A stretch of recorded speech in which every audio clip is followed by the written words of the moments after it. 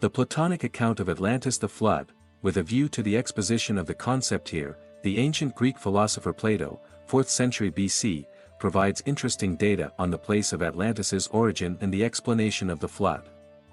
By creating a new genre in literary prose, the dialogues, from the mouth of Socrates, through dialectical methods and inductive inference, Plato was able to present and define his philosophical concepts in the disputes and discussions held on the agora in ancient Athens. In some of the dialogues he recounts events and curiosities of interest to the historian. In the Critias dialogue, one of the dialogue participants, Critias himself, gives us the most detailed description in antiquity of the city-state of Atlantis and the devastating flood, of which there are various other versions. The crucial detail here is how Critias emphasizes that the legend of Atlantis was told by the sage Solon, who in turn learned about it from Egyptian priests when he once visited Egypt. The tradition of the priests was that 9,000 years ago a war was fought between nations unknown to their antiquity on either side of the Pillars of Heracles. One was the people of the island of Atlantis, apparently altered and represented in Plato as Athenians, and the other the unknown barbarians. Actually, both opposing peoples are barbarian. When Solon wrote down the strange names of the barbarian chiefs of the Egyptian priests, he asked them their meaning and wrote them down so as to make them intelligible, largely changing them after the Hellenic and using the Greek pantheon for the intelligibility of the deities. The island of Atlantis appeared to be larger than Libya and Asia, but in consequence of a powerful earthquake it became an impassable swamp. According to the legend, interpreted by Plato through Critias, the gods divided their dominions on earth by lot. Poseidon was given the island of Atlantis.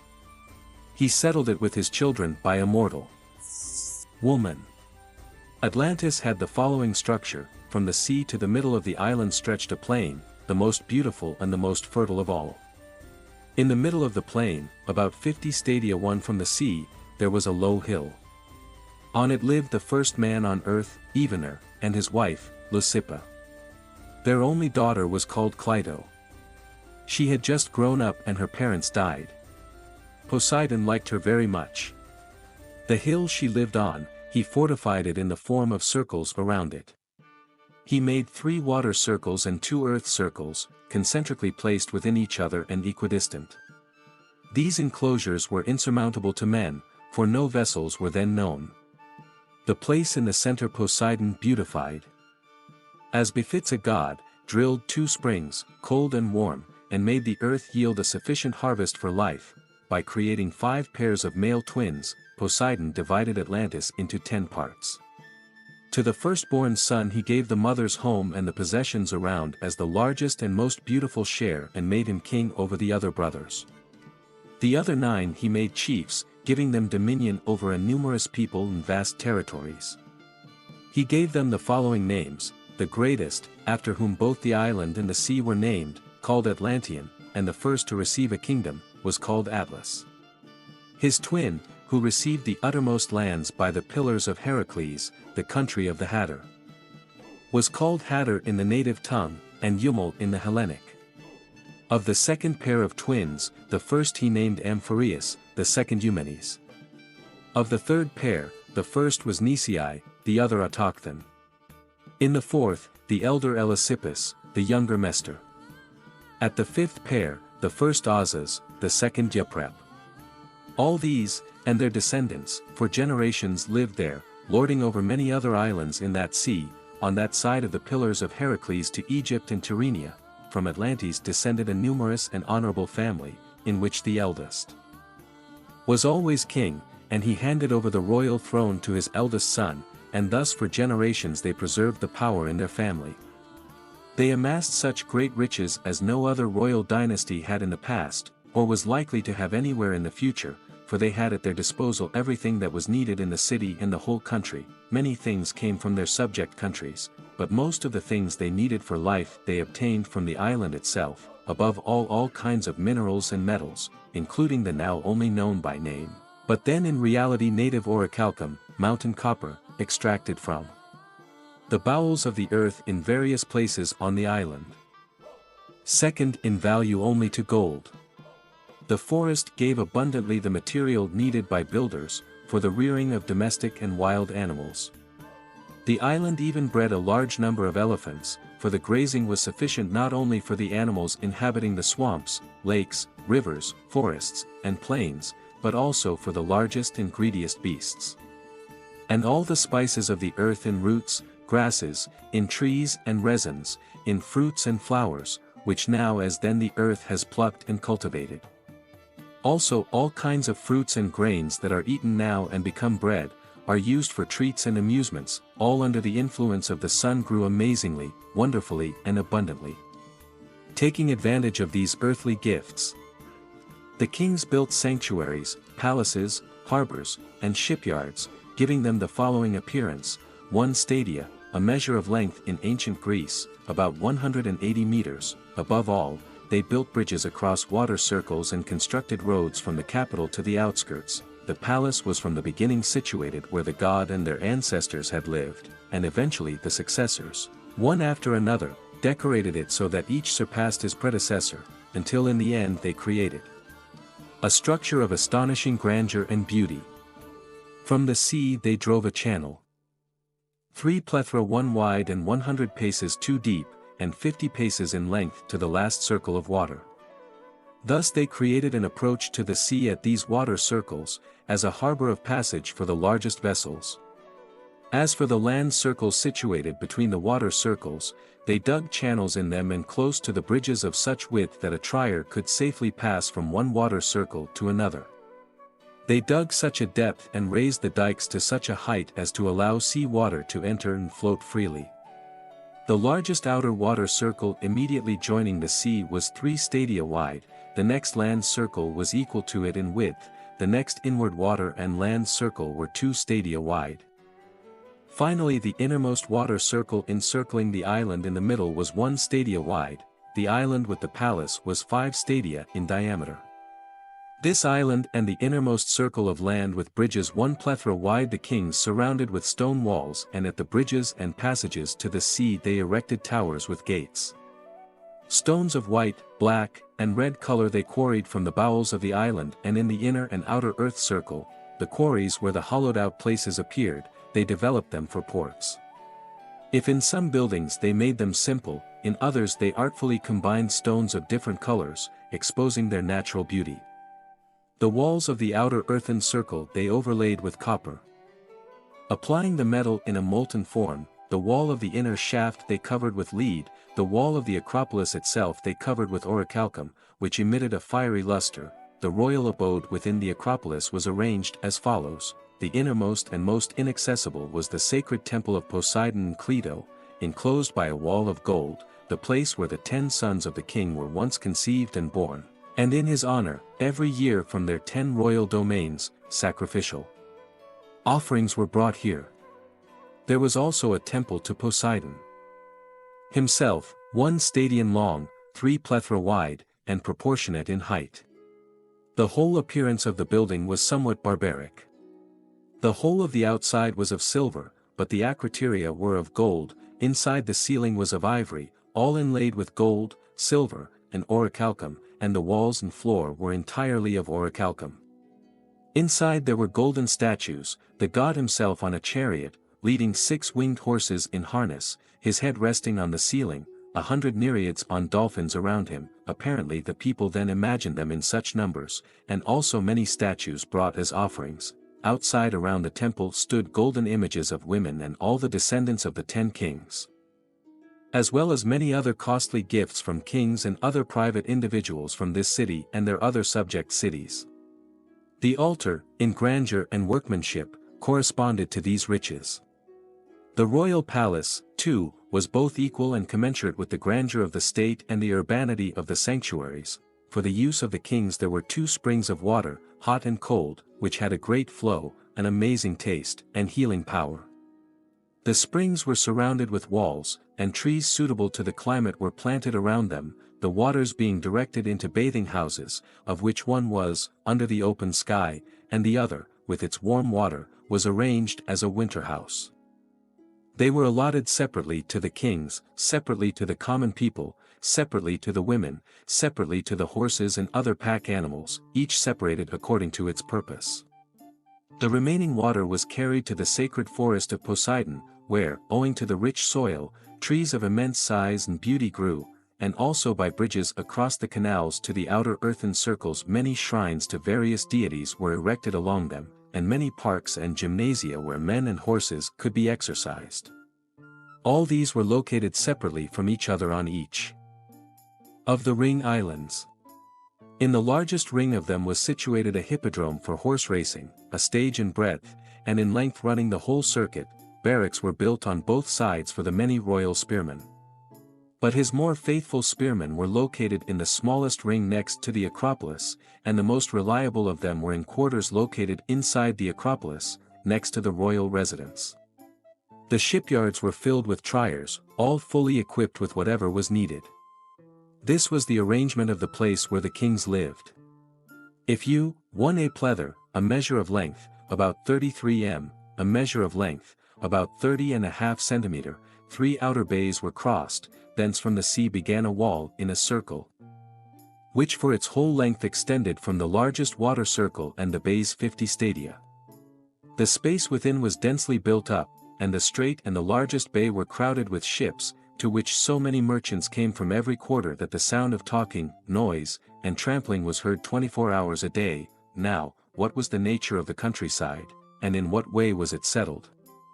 At the beginning it is said that the whole of this region was situated high and steep above the seashore, the whole plain surrounding the town, and itself encircled by mountains reaching to the sea itself, appearing as a level plateau 3,000 stadia long, and 2,000 inland from the sea. All this part of the island faced the south wind, and was sheltered from the north by mountains. These mountains are extolled with a tradition that they surpassed in number, size, and beauty all those of the present day. There was a large population, there were rivers, lakes and meadows that provided sustenance for all kinds of domestic and wild animals. There were also vast forests with an abundance of a variety of trees necessary for all kinds of activity. Such was the plain by nature, and many kings and generations labored for its improvement. In itself it was an oblong quadrangle, almost rectilinear, and where its form was disturbed they had straightened it by digging a canal on all sides. If the depth, breadth, and length of the canal were told, no one would believe that it could have been a human creation, but we are bound to give it as we have heard it, that it was dug to the depth of a plethora, its breadth all along was 1 stadia, and its length all along the perimeter of the plain was 10,000 stadia. Taking into itself the streams flowing from the forests, and skirting the plain, by which it reached the city at various places, the canal emptied into the sea.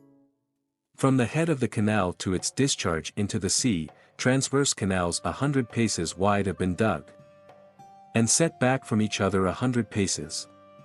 Having cross channels between them and the town, wood and divers kinds of fruit were sent by them from the highlands to the town. They received 2 harvests a year. In winter they received watering from Zeus, and in summer they watered with the spring water flowing down the canals. For the number of men fit for war the following rules were laid down: each section of the plain was obliged to furnish 1 warrior or chief, the section being 10 by 10 stadia, and all the sections 60,000 in number. And the common soldiers, who were recruited without parity from the mountains and the rest of the country, according to their villages and neighborhoods, were assigned to the chiefs.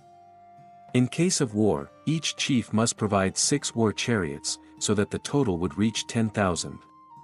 In addition to this, 2 riding horses with 2 riders, a 2-horse team without a chariot and a warrior with a small shield able to dismount and fight on foot, a coachman to lead the team, 2 hoplites, 2 archers with bow and sling, 3 stone throwers and diggers, for sailors to make enough men for 1,200 ships.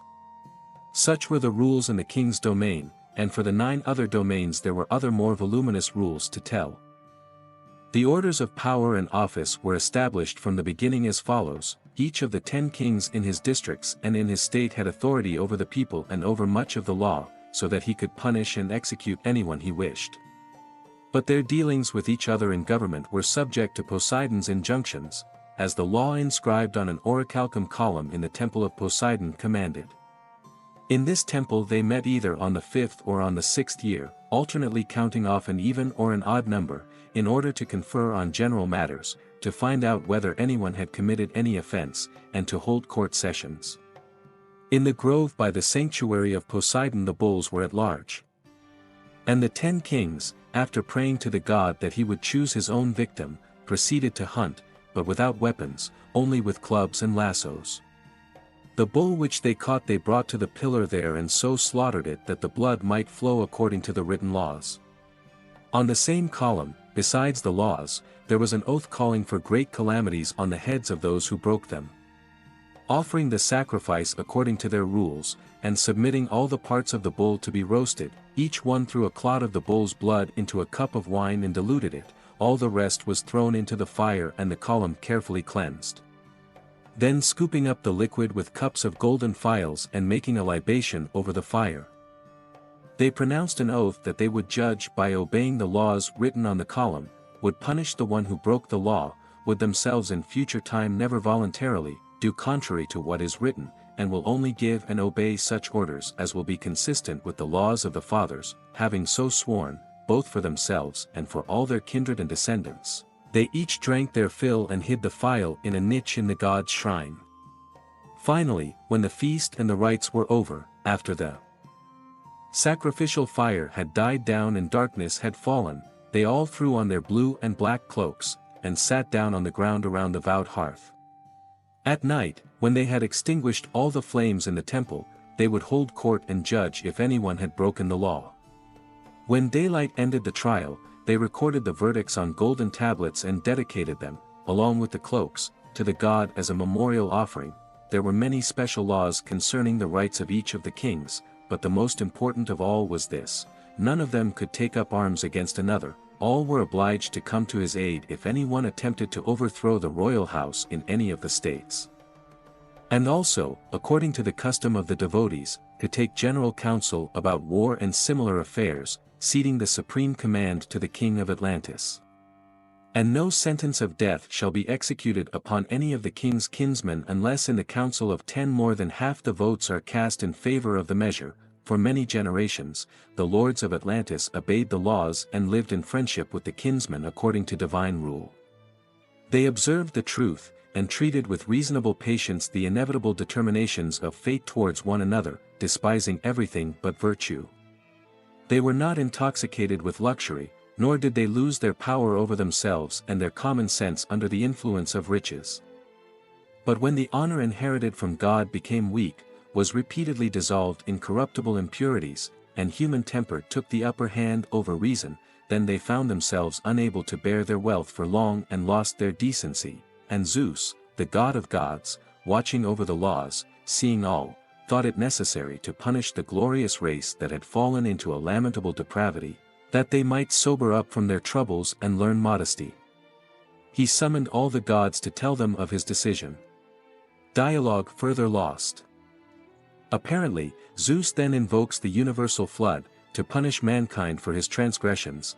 The oldest account of the flood, the Epic of Gilgamesh, the oldest written account of the flood is presented in the Epic of Gilgamesh.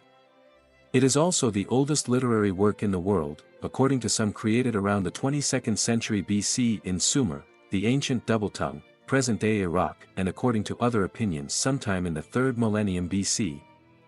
However, the material medium of the epic, 12 clay tablets with cuneiform writing, has been dated in one part to around 1800 BC, around the time of Hammurabi, and another part from the time of the Assyrian king Ashurbanipal, 7th century BC. The epic recounts the adventures of the legendary founder of the city of Uruk, the demigod Gilgamesh and his beloved companion Enkidu in their march to the Lord of the Mountains in Lebanon, Humbaba. Gilgamesh's father was the city's high priest, his mother was the goddess Nin-Sun, he was 2/3 god because of his divine mother. Gilgamesh wanted to appear as a powerful king and glorify the city. As the years passed, he took his advancing age hard.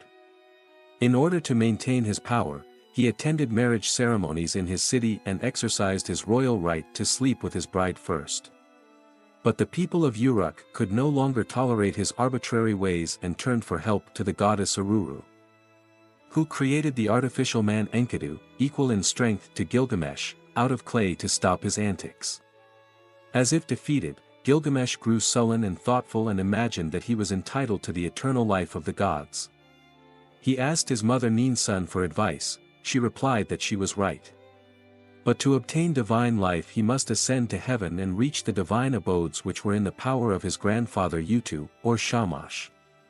Grandfather Utu tried to dissuade Gilgamesh that only the gods live eternally under the sun. Gilgamesh was not dissuaded. He told his mother about a strange dream. Stars appeared to him from the sky, from them something like a stone fell on him. He tried to break it, but he was stronger than him and accepted it as a heavenly sign that he should not give up. Ninsun agreed to help him, and MV revealed that there was a place on Cedar Mountain from which he could ascend to the divine abode. This journey would be fraught with danger, the goddess warned him. Gilgamesh retorted that the descendants would at least know he had tried. Ninsun blessed him, but insisted that Enkidu go before him and protect him. This decision was appropriate, for the area they were headed for was where Enkidu had come from. The hills where he was crouched were full of wild beasts. He explained to Gilgamesh how dangerous the undertaking would be, but the king did not give up. To get from Sumer in present-day southern Iraq to the Cedar Mountains in present-day Lebanon, Gilgamesh had to cross the plateau now known to us as the Golan. When he stopped at a place where the Cedar Mountain was already visible, Gilgamesh tried to dream an omen by sitting in a circle of star stones made for him by Enkidu, who possessed superhuman strength. The 11th tile of the epic tells of the flood. Gilgamesh wants to know the secret of immortality in order to revive his best friend Enkidu, who died at the will of the gods. He learns that the only person to have received such a gift from the gods is Utnapishtim. Gilgamesh discovers him and realizes that he was chosen by the gods to save himself from the flood. Utnapishtim tells how he built a ship square in shape, 120 cubits in length and height, divided it by 6 bulkheads into 7 decks, and divided the bottom into 9 compartments and smeared the ship inside and out with resin. In it Utnapishti housed his family and all the domestic animals. Then a terrible storm began, with heavy rain for 6 days. On the 7th morning the storm abated, and the ship survived, and rested on the shore at the mouth of the river in the sea. Finally, the god Enlil bestowed Utnapishti with immortality, a narrative of Sumer through the eyes of archaeology. The observations of the art historian too, in the late 19th and first half of the 20th centuries, historians and archaeologists turned their attention to Mesopotamia. There, as there had been, new astonishing artifacts have appeared, multiple vestiges of the dawn of Earth civilization. As we try to delve deeply into the history of humanity, there comes a moment when we feel the breeze of eternity, find evidence, as if we were a piece of the flow of countless generations. Explorers of Mesopotamia and Babylon have been shocked repeatedly at how many of the ideas and understandings of ancient Mesopotamia have remained as our modern thoughts and notions. But the greatest astonishment of the researchers was when they came across more and more evidence and facts that even Babylonian civilization, culture and wisdom was originated from another people, much older than the Semitic Babylonians, more ancient than the Egyptians as well. The existence of this people has been discovered in one of the most extraordinary ways imaginable, and this discovery is one of the brilliant achievements of the human spirit. It has come as the result of the reasoning and inferences of specialists who have read. In the 1960s, Syrian and Israeli archaeologists discovered on the Golan Heights a stone structure that most closely resembles Stonehenge in Britain. The Syrians call it Rugam el-Hiri, Arabic for stone mound of Risa. Israeli archaeologists discovered near the concentric circles a stone tablet depicting one of the most popular episodes of Gilgamesh's adventures, his fight with 2 lions he killed with his bare hands. The hero also had to accomplish another feat, killing a ferocious huge bull.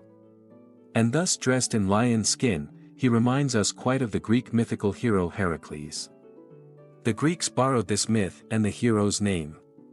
There have been corresponding phonetic changes of the name Gilgamesh into Heracles. Here the x is a prefix in Old Greek close to gh, and it would correspond in the inflected Sumerian language exactly like the original gh in Gil-. In Sumerian there is a palatalization of the del into a p and the des into a sh relative to the Greek. It turns out, however, that the Sumerian hero Gilgamesh has in the Bulgarian annals his ancestor and compatriot, the mythical Bulgarian rich man Girogle, son of the mound. Bel.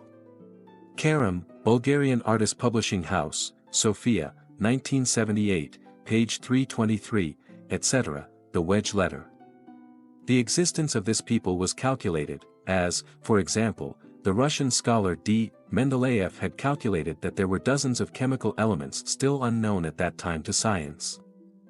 In the process of studying and deciphering the cuneiform script of Mesopotamia, the time came for specialists to seek answers to the questions of the origin of the written characters and the connections between the different languages. The study and analysis of a number of interesting facts led them to the following conclusion, which eventually became a conclusive statement. The ambiguity of the Assyro-Babylonian signs cannot be explained by itself.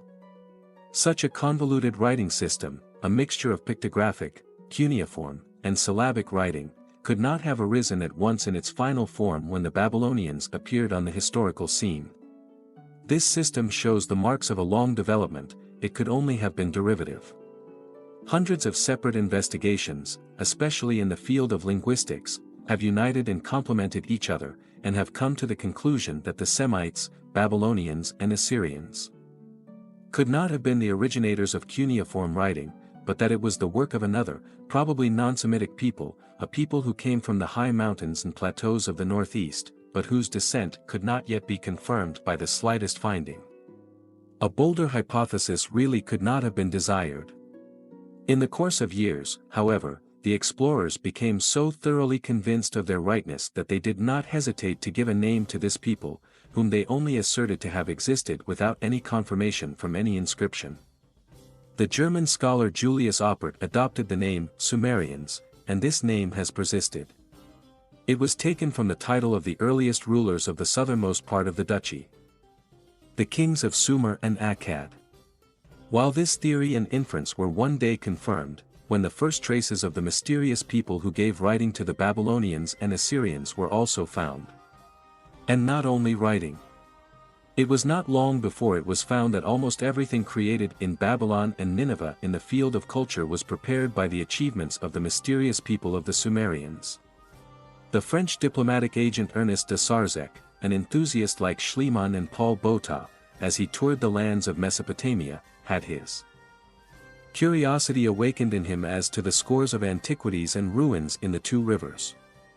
He began, quite amateurishly, to excavate the foot of a hill in Telos and happened upon a statue never before seen.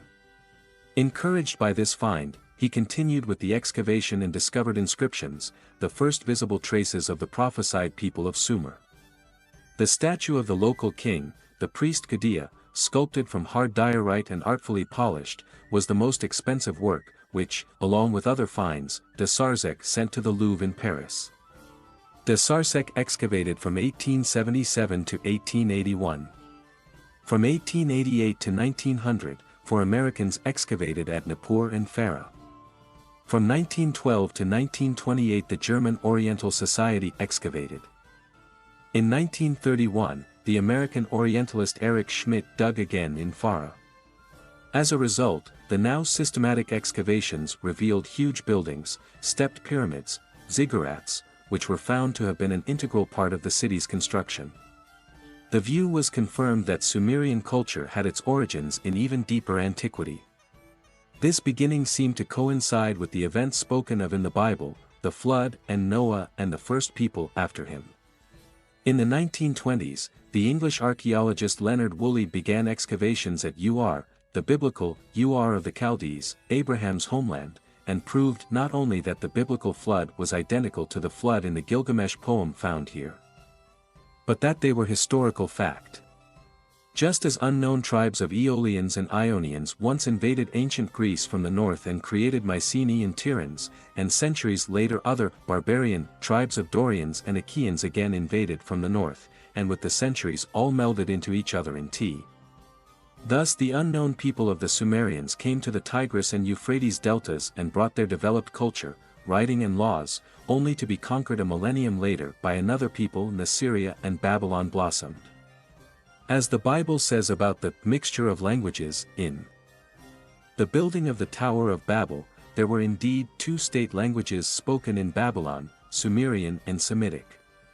Over the years, Sumerian survived only as the language of the priests and rulers.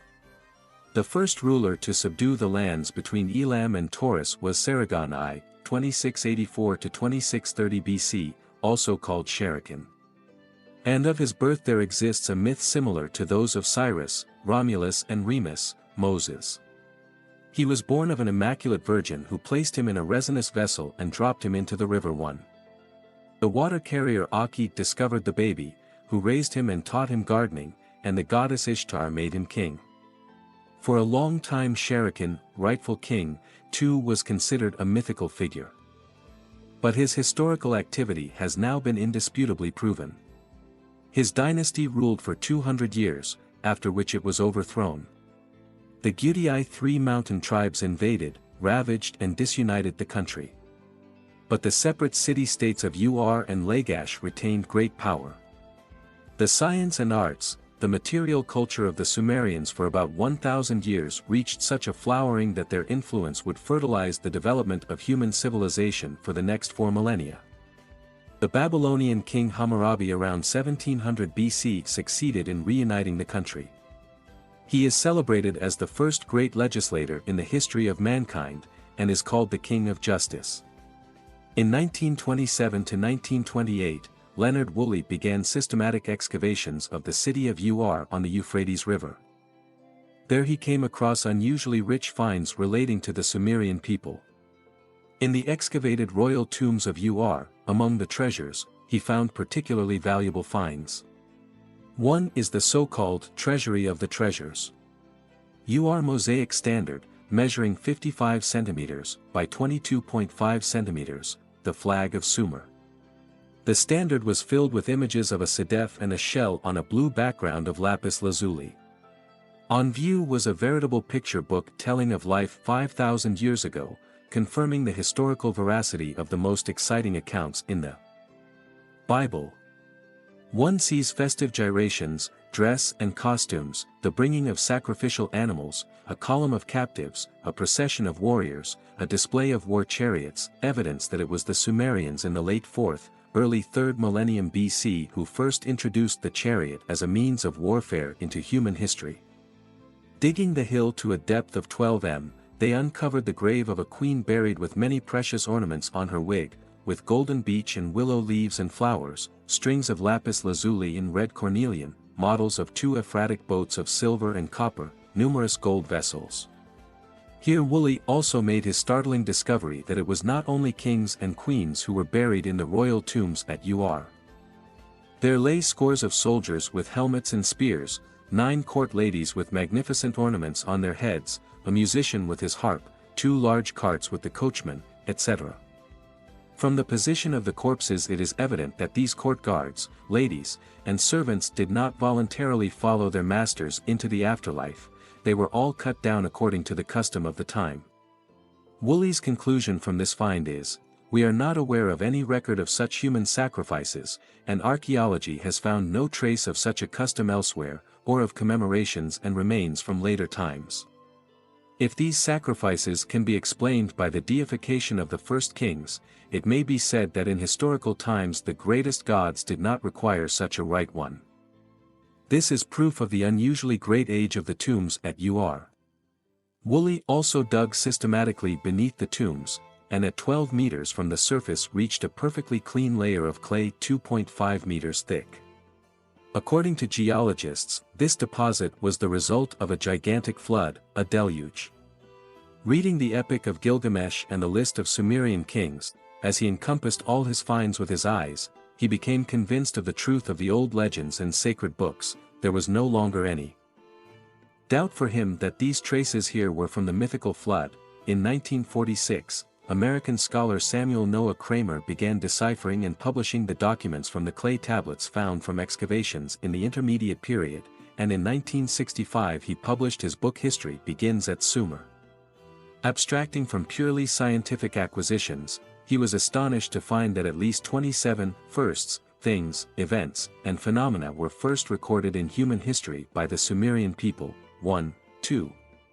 The first instance of bribery. 3. The first case of juvenile delinquency. 4. The first War of Nerves. 5. The first political bicameral Congress. 6. The first historian. 7. The first case of tax forgiveness. 8. The first code, a code of laws. 9. The first legal precedent. 10. The first book of prescriptions. 11. The first village calendar. 12. The first garden experiment.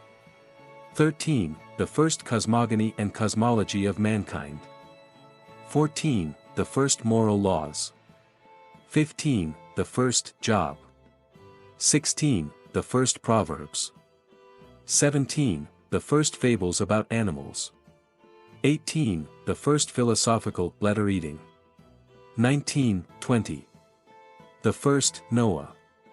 21. The first resurrection narrative. 22. The first St. George. 23. Gilgamesh was a Sumerian hero. 24. The first epic literature. 25. The first love song. 26. The first catalogue of books. 27. The first peaceful golden age. In his more than 50 years of work on Sumerian inscriptions, history, and culture, Kramer gives his perspective in his historical conclusions in his book Sumerian Mythology. The non-Semitic Sumerians came to Mesopotamia from the east in the 4th millennium BC. During their invasion, much of the land between the Tigris and Euphrates rivers was inhabited by Semites. The invasion of the Sumerians marked the beginning of a struggle between the two peoples for control of the land in the intermediate period that lasted for about 2 millennia. According to records, the first victory was the Sumerians. There is evidence that the Sumerians extended their control over the territories neighboring Mesopotamia in the Near East. Already in the 4th millennium they marked important advances in economic life, social and political organization. This progress, together with the growth of spiritual and religious concepts that accompanied it, had a lasting influence on all the peoples of the Near East who came into contact with them as early as the 4th millennium. The initial losses of the Semites did not end their struggles for revenge. With the help of new hordes from the Arabian Peninsula, the Semites gradually regained their power and became more aggressive. In the first half of the 3rd millennium we find the Sumerians gradually ceding territory and locating themselves in southern Mesopotamia. From Nippur to the Persian Gulf. North of Nippur the Semites then seemed to be well fortified. About the middle of the 3rd millennium the great ruler Sargon, founder of the Akkadian dynasty, made his appearance. He and his successors drove the Sumerians south, enslaved the captured Sumerians, and settled Semites in their places. From here begins the beginning of the end of the Sumerians. It is true that at the very end of the 3rd millennium the Sumerians made a final attempt to regain control in Mesopotamia under the so-called 3rd dynasty of Ur and had won. This was a standard custom in the burials of the Bulgar chieftains according to Jagfar Tarihi, and from archaeological findings identified as the burials of Khan Kubrat and other sites in present-day Russia. Initial success. However, the important role of the Semites is seen, even in the Neo-Sumerian kingdom which lasted about a century. The fact that the last 3 kings had Semitic names is established. But around 2050 BC Ur was destroyed and the Sumerians disappeared as a political entity. Not long after, towards the end of the 3rd millennium, the Semitic Amur people began to populate southern Mesopotamia more densely, established the city of Babylon, and with their king Hammurabi gained temporary power over Mesopotamia. Due to the rule of the Sumerians in Babylon, the entire country gained its popularity in the 2nd and 1st millennia BC as Babylonia, a name that is still in use today. In 1967 K. The existence of the Sumerians was determined inductively, based on circumstantial evidence. Today, thanks to the vast number of archaeological monuments and cuneiform tablets, there is no longer any doubt on this point. But still almost nothing is known about the origins of the people who created these works. All our assumptions in this direction are of necessity again based on circumstantial evidence. It is only indisputable that the Sumerians, who were of non-Semitic origin, had a Gomean, Here the inscriptions call them blackheads, and were the last to settle in the Tigris Delta and Euphrates. Before them these lands were inhabited by two Semitic tribes. But the Sumerians brought with them a superior and basically fully developed culture, which they imposed on the semi-barbarian Semites. Where was this culture established? This question remains one of the great and still unsolved problems of archaeology. Their language is similar to Old Turkic. Physically they resemble Indo-Europeans. And that's it, because from here on hypotheses begin. The people who have always imagined and worshipped their gods inhabiting the mountain tops and even in the flat lands foreign to them erecting artificial mountains. The ziggurats could not have come from the Great Plains. Whether come from the high plateaus of Iran, or still more from the mountainous regions of Asia. This assumption is supported by the fact that the earliest Sumerian architecture excavated in the two rivers apparently has as its basis traditional wooden structures that could only have arisen in densely populated mountainous areas. The English scholar Arthur Keith stated that the anthropological features of the ancient Sumerians can still be found in the East, in the inhabitants of Afghanistan and Baluchistan, even in the Indus Valley.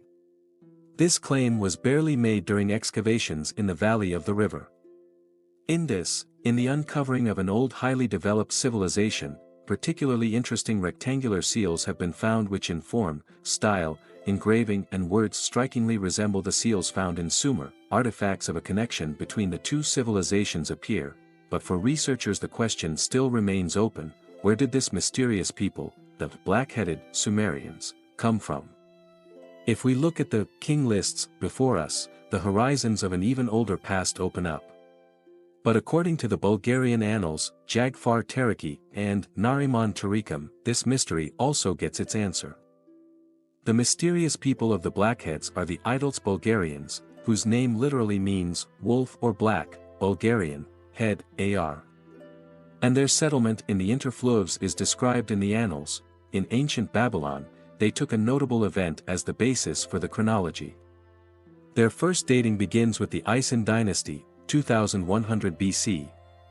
The king lists are preserved from then. According to these lists, Sumerian history begins with the creation of the world.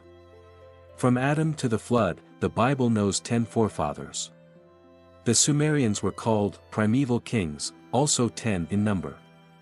The Israelite forefathers were famous for their incredible longevity. Even Methuselah's longevity has become a byword. But the age of Sumer's 10 primeval kings is downright incredible, a total of 456,000 years. Then came the flood and the new human race took its lead from Utnapishtim. In view of these incredible numbers, archaeologists did not take the king lists seriously until the early part of our century. Not a single corroborating document has been found before the 8th dynasty. Until one day, as Lionel Woolley excavated the temple of the mother goddess Nirsag and uncovered magnificent structures, mosaics, wooden columns plated with copper, sculptures of lions and deer, and inscriptions, he found a golden pearl. On it was engraved the name of Anipida, the man who erected the temple. Not long after, Woolley uncovered a limestone tablet inscribed with the dedication of this temple by Anipida, king of Ur, son of Messenipida, king of Ur. And in the royal lists, Messenipida is listed as the founder of the 3rd dynasty after the flood, the so-called 1st dynasty of Ur. Going far forward in the history of the interfluves, it is appropriate to emphasize with a few examples the extent to which Babylonian culture is indebted to Sumerian. The Hammurabi law plate found at Susa is in content a compilation of ancient Sumerian law. Closely magic-related healing art of the Babylonians, adopted by the Romans as Babylonian and Chaldean, had its origins in Sumer. In Babylon there were state schools for physicians, but in many cases physicians were guided in their practice by religious precepts, the gods and religion of the Sumerians, who were worshippers of the heavenly luminaries, we find under other names in Assyria, Babylon, Egypt, and later in Greece and Rome. And Sumerian legends and history have a direct influence on the Bible and Greek mythology. The study of the heavens and the movement of the stars received an extraordinary development in Babylon. The planetary scheme of the universe, the calendar and the concept of time emerged. The temple towers of the ziggurats were observatories. The pyramids of Egypt and, unbelievable as it may seem to the skeptics, the temples of Cambodia, Myanmar, Burma, and those of the Maya in Mexico are their analogues. Let modern historiography and cultural studies provide a reasonable answer as to why temple complexes thousands of miles away, and in continents separated by the Pacific, in Asia and Africa and the Americas, are so similar and identical. Babylonian mathematics had as its basis the Sumerian sexagesimal system, which the Semites crossed with their decimal system. By means of the Sumerian system the Babylonians arrived at large numerical quantities. The Greeks associated the number 10,000 with the notion of uncountable quantity. The concept of a million only arose in Western Europe in the 19th century. But in a cuneiform text found on Mount Kuyunjik, a mathematical series is given whose final result, calculated today, is equal to 195,955,200,000,000. All this science, however, was interwoven in a pernicious way with astrology and clairvoyance. The worst thing beside the good things left by the Sumerians and Babylonians is superstition and mysterious dependencies on the smallest trifles. Associated with religious fanaticism in the Middle Ages, it developed into a violent persecution of so-called witches. Leonard Woolley, the undisputed authority on the study of the mysterious people of the Blackheads, points us to an example of Sumerian achievement in the field of architecture. Greece became acquainted with the architectural arch, vault, only after the campaigns of Alexander the Great and readily adopted it. The Romans continued its use and it is now accepted as a Babylonian architectural construction. But while Nebuchadnezzar used it in the rebuilding of Babylon in 600 BC, an arch from the temple of King Kurigalzu, who ruled around 1400 BC, survives in the private homes of Sumerian citizens in Ur, built around 2000 BC. Portal arches were built with bricks in the shape of a vault. A vaulted canal at Nippur has to be dated as late as about 3000 BC, and the actual vaults in the royal tombs at Ur suggest that this technique was mastered as early as 500 years before that, around 3500 BC. Woolley also makes the following summary: if we judge the efforts of a people by their achievements, the Sumerians must be accorded a place of honor. If, however, we judge them by their influence on historical development, the Sumerians deserve to be placed on a much higher pedestal. The significance of their culture, which illuminated a world in the darkness of barbarism, lies in the fact that it was one of the first driving forces in human history. Contemporary people have been conditioned to believe that most arts have their origins in Greece and Rome. It is evident, however, that their cultural achievements were borrowed from the Lydians, the Hittites, the Phoenicians, the Egyptians, from Assyria and Babylon, and behind them all, and in the time before them, the brilliance of the Sumerian civilization stands out more and more vividly. The solution of the mystery: who was the mysterious people of the Sumerians? One of the great and still unsolved problems of archaeology, and researchers of the interflows, however, find their curious answer in the lost, destroyed or hidden in Russia, Bulgarian annals, part of which is presented to us by F. Nurutinov in his books Jagfar Tarihi, Nariman Tarihi, and others. Don't forget to like, subscribe, and share this video.